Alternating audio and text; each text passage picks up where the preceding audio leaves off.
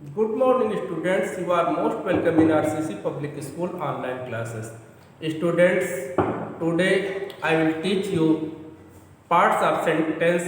As you know that a sentence has main two parts, subject and predicate. Students, जैसा कि आपको पता होगा, एक सेंटेंस के मुख्यतः दो भाग होते हैं, सब्जेक्ट और प्रेडिकेट। सब्जेक्ट भाग के विषय में हम पिछले वीडियो में चर्चा कर चुके हैं। चलिए उसको थोड़ा सा और बता देते हैं।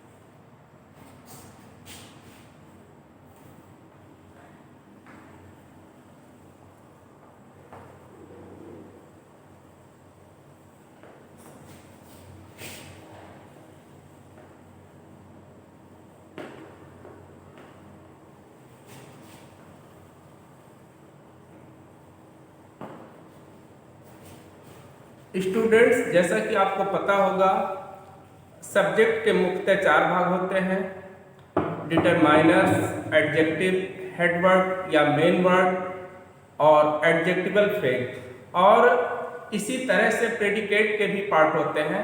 सब्जेक्ट पार्ट में मैं लास्ट वीडियो में शायद नहीं बताया था कि इन्फिनेटिव और जेरेंड का प्रयोग भी सब्जेक्ट के रूप में किया जा सकता है। जब किसी वर्ब में आईएनजी का प्रयोग होता है और उसे सब्जेक्ट के रूप में प्रयोग किया जाता है तो उसे जेरेंड कहते हैं। चलिए एक उदाहरण के माध्यम से समझते हैं।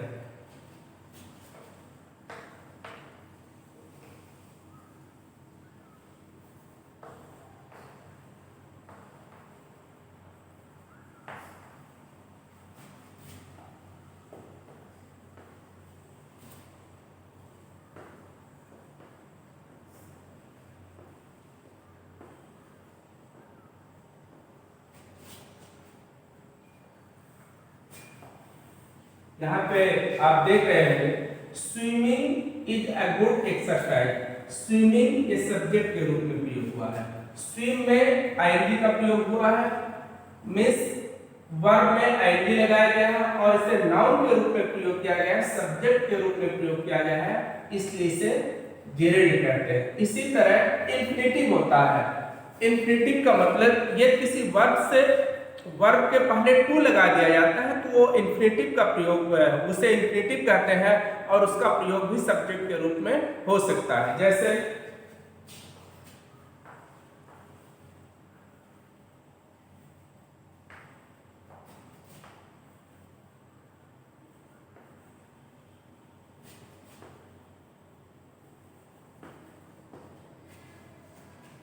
To play is good for health. अब टू प्ले इतना सब्जेक्ट है, बाकी रिमेन पार्ट, शेष पार्ट प्रेडिकेट है। तो स्टूडेंट आपको समझ में आ गया होगा कि जेरेंड और इन्फिनेटिव का भी प्रयोग सब्जेक्ट के रूप में होता है। ये तो सब्जेक्ट पार्ट की बात हो गई। अब हम प्रेडिकेट पार्ट के विषय में चर्चा करेंगे। आज का जो हमारा टॉपिक है वो प्रेडिकेट पार्ट ही है। चलिए इसको समझते हैं।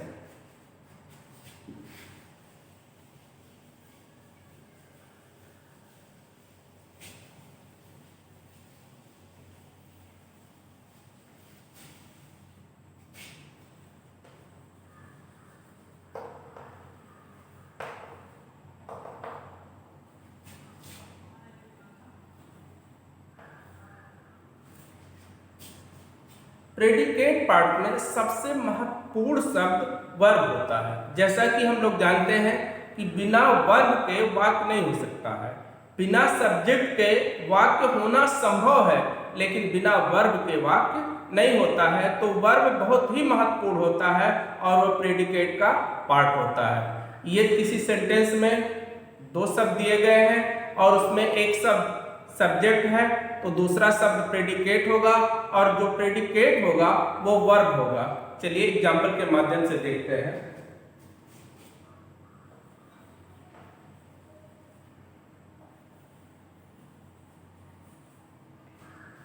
राम प्लेड। यहाँ पे राम सब्जेक्ट है और प्लेड प्रेडिकेट है, और ये प्लेड वर्ब है। क्या है? वर्ब है।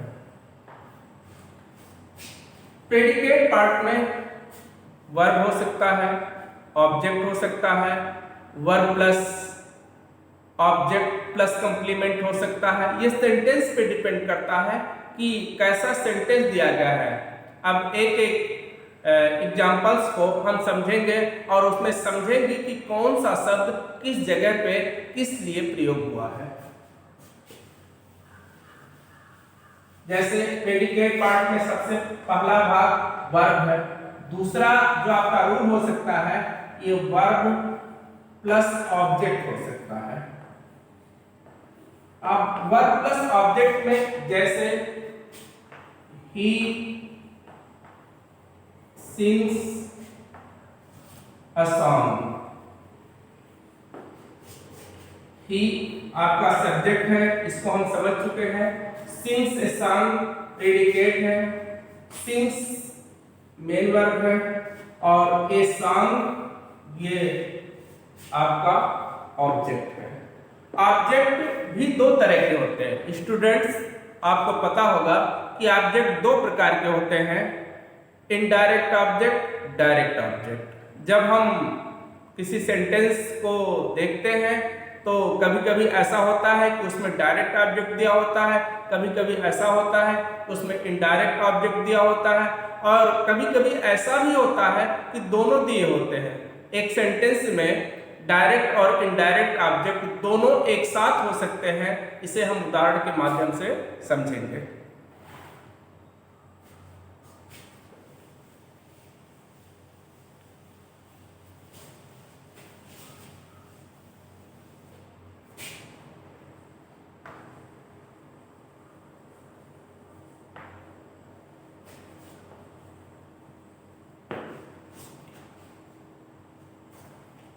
He bought a pen।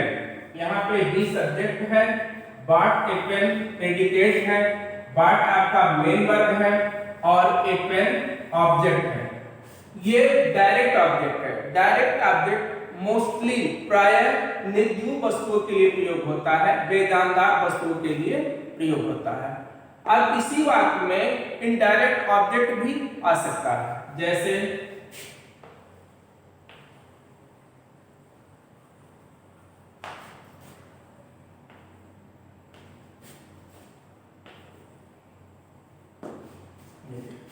He bought me a pen।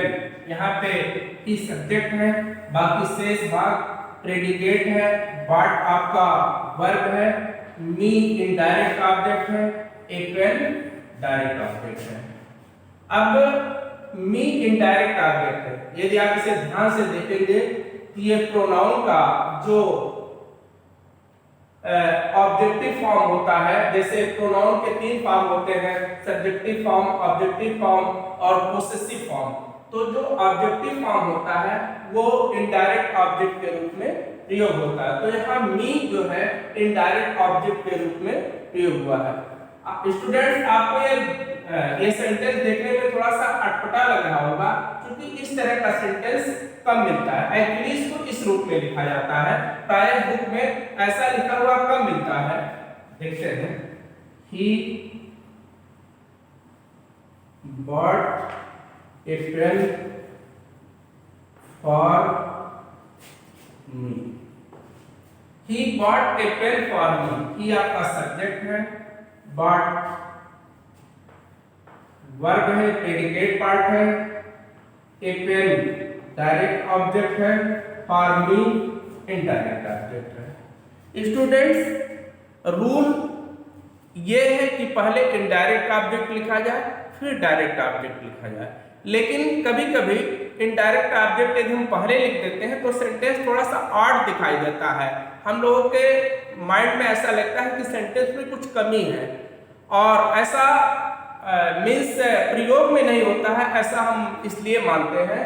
तो कुछ जो ऑब्जेक्ट होते हैं, जो इनडायरेक्ट ऑब्जेक्ट होते हैं, उनके साथ टू और फॉर का प्रयोग कर दिया जाता है। जब हम इनडायरेक्ट ऑब्जेक्ट को किसी सेंटेंस के बाद में लिखते हैं तो उनके लिए टू या फार का प्रयोग करते हैं और इस तरह उन्हें हम लिख सकते हैं।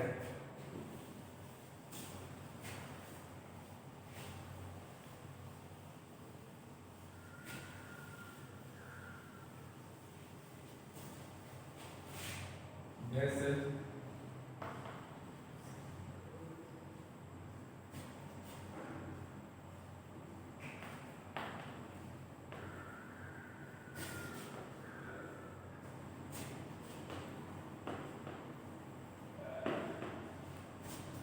Mister Sharma teach me Hindi.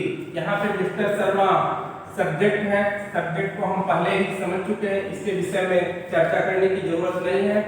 Teach me Hindi ये प्रेडिकेट पार्ट है, टीच आपका जो है वर्ब है, मी इनडायरेक्ट ऑब्जेक्ट है और हिंदी डायरेक्ट ऑब्जेक्ट है। स्टूडेंट्स ये सेंटेंस पे डिपेंड करता है कि सेंटेंस कैसा है। सेंटेंस में प्रेडिकेट पार्ट में एक शब्द हो सकते हैं, दो शब्द हो सकते हैं, तीन शब्द हो सकते हैं या और हो सकते हैं, अलग अलग तरह के शब्द आते हैं। चलिए और कुछ देखते हैं।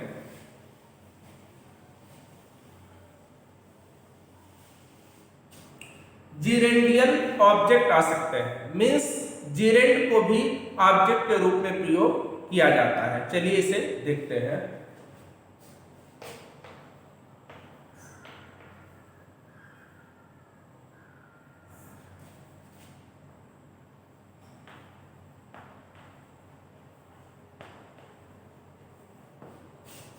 स्टूडेंट जैसा कि वहां आपको दिखाई दे रहा है, ही सब्जेक्ट है, लाइक सिंगिंग, यहाँ पे लाइक्स जो है आपका मेन वर्ब है और सिंगिंग ये ऑब्जेक्ट के रूप में आया है।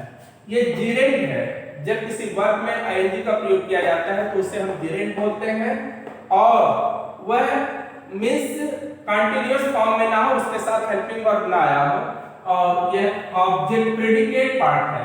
It is the part of predicate, ये प्रेडिकेट पार्ट है, अर्थात जिरेंड का प्रयोग सब्जेक्ट पार्ट में भी होता है, प्रेडिकेट पार्ट में भी होता है। तो यहाँ पे ये ऑब्जेक्ट के रूप में आया हुआ है, इसे ऐसे कह सकते हैं जिरेंडियल ऑब्जेक्ट है। इसी तरह इंफिनिटिव का भी प्रयोग होता है।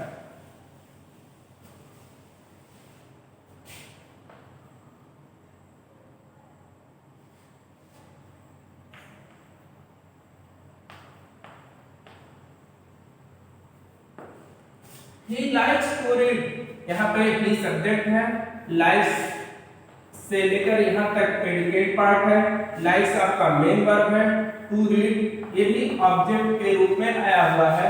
ये जो है इंफिनिटिव है, ऑब्जेक्ट है और एक इंफिनिटिव है। स्टूडेंट इस तरह आपको समझ में आ रहा होगा कि प्रेडिकेट पार्ट में वर्ब हो सकता है, वर्ब के साथ ऑब्जेक्ट हो सकते हैं। अब ऑब्जेक्ट में डायरेक्ट ऑब्जेक्ट हो सकता है, इनडायरेक्ट ऑब्जेक्ट हो सकता है या दोनों हो सकते हैं, या जिरेंडियल ऑब्जेक्ट हो सकता है या इंफिनिटिव का प्रयोग ऑब्जेक्ट के रूप में हो सकता है। और कंप्लीमेंट भी आता है, एक महत्वपूर्ण शब्द है कंप्लीमेंट। चलिए देखते हैं।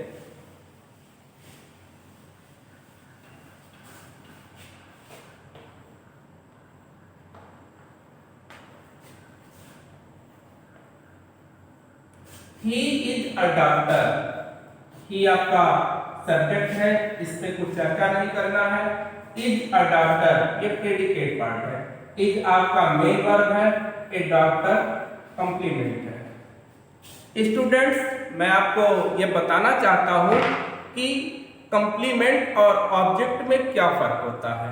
जब इज एम आर का प्रयोग मुख्य क्रिया के रूप में प्रयोग किया गया हो, अर्थात सिंपल प्रेजेंट टेंस दिया गया हो, अर्थात ऐसा वाक्य दिया गया हो जिसमें इज एम आर का प्रयोग या वाज वर्ब का प्रयोग हुआ हो और उसमें मेन वर्ब ना आया हो, तो इज एम आर या वाज वर्ब मेन वर्ब का काम करता है और उसके साथ जो शब्द आते हैं वे कंप्लीमेंट होते हैं। यहाँ पे ए डॉक्टर ऑब्जेक्ट नहीं है, ये कंप्लीमेंट है।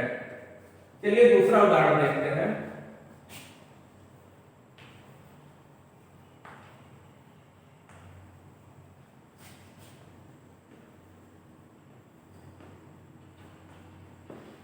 My father was a doctor. My father आपका सब्जेक्ट है, वाज ए डॉक्टर प्रेडिकेट है, वाज आपका मेन वर्ब है और ए डॉक्टर कंप्लीमेंट है। ये कंप्लीमेंट कैसा है? देखिए he is a doctor, my father is a doctor, या यहाँ पे आप टीचर लिख सकते हैं।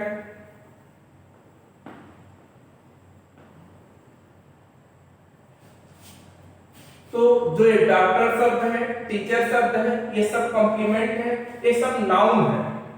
अर्थात कॉम्प्लीमेंट के रूप में नाउन आ सकता है, एडजेक्टिव आ सकता है, एडवर्ब आ सकता है। एडजेक्टिव कैसे आता है?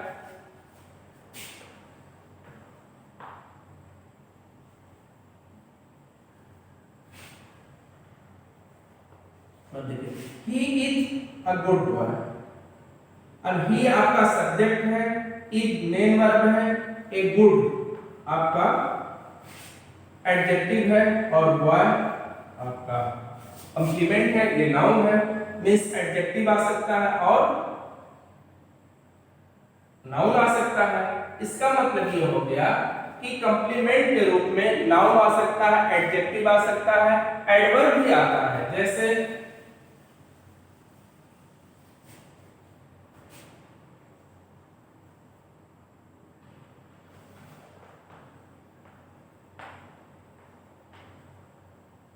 he is there, ये there ऑब्जेक्ट, वह वहां है, ये there सॉरी ये जो है एडवर्ब है।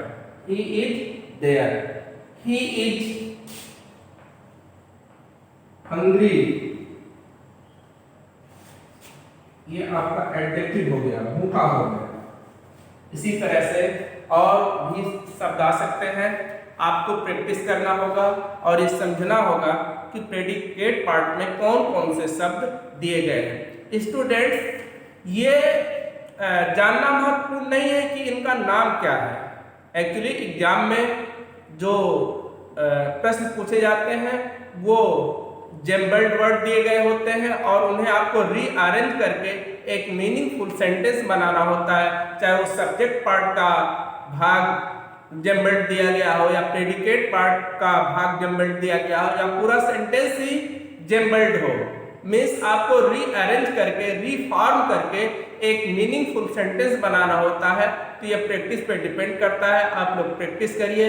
मैं आपको नेक्स्ट वीडियो में नेक्स्ट टॉपिक पढ़ाऊंगा और एक कोई प्रॉब्लम होगा तो बताइएगा, ग्रुप में शेयर करिएगा। मैं आपको होमवर्क दूंगा, वह आपको पूरा करना होगा, ग्रुप में उसका पिक भेजना होगा। Thank you, have a nice day.